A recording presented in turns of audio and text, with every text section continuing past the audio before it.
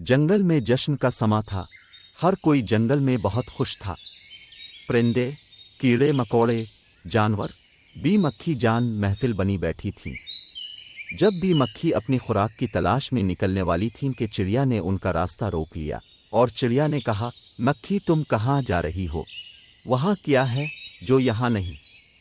चिड़िया ने तजस्सुस से पूछा, वहाँ वो सब कुछ है जो यहाँ नहीं है, बी मक्खी ने शरारत से कहा। बड़ी देर से खामोश बैठी फाख्ता ने इश्तियाक से पूछा तो बी मक्खी ने कहा, आज मैं तुम्हें बता ही दूं कि हम दोनों बहन भाई यानी मैं और मच्छर भैया सुबह सवेरे कहाँ जाते हैं। हम इंसानों की बस्ती में निकल जाते हैं जहाँ बाज़ घरानों में गंदगी का ढेर लगा होता है। खूब भिनभिनाती हूँ, जी भर कर उनका रस चूसती हूँ।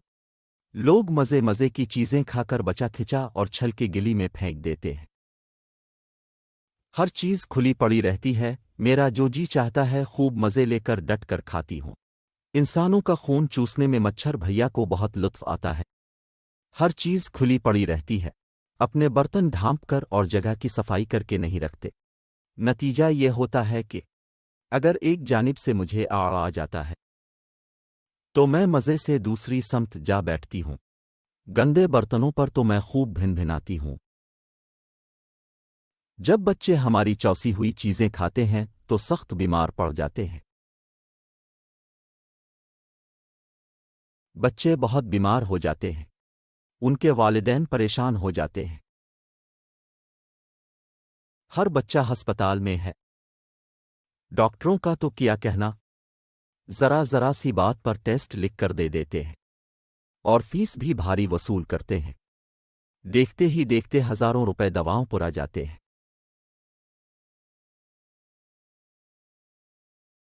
घर का बजट अलग मुतासिर होता है।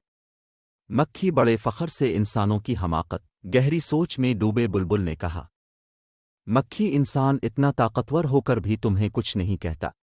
मक्खी ने ज़ोरदार कहकहा लगाया, ताकतवर और इंसान? भाई ये अच्छा मजाक किया तुमने। इंसान ताकतवर कैसे हो सकता है? सफाई की अहमियत भी जानता है और गिलाज़त के ढेर भी लगाता रहता है, अपनी हरकतों से बाज नहीं आता। अब तुम ही बताओ कि इंसान ज़्यादा ताकतवर है या हम जैसे नन्हे मुन्ने परिंदे और हशरात अल अर्स। लेकिन फैसला करने में देर न करना वरना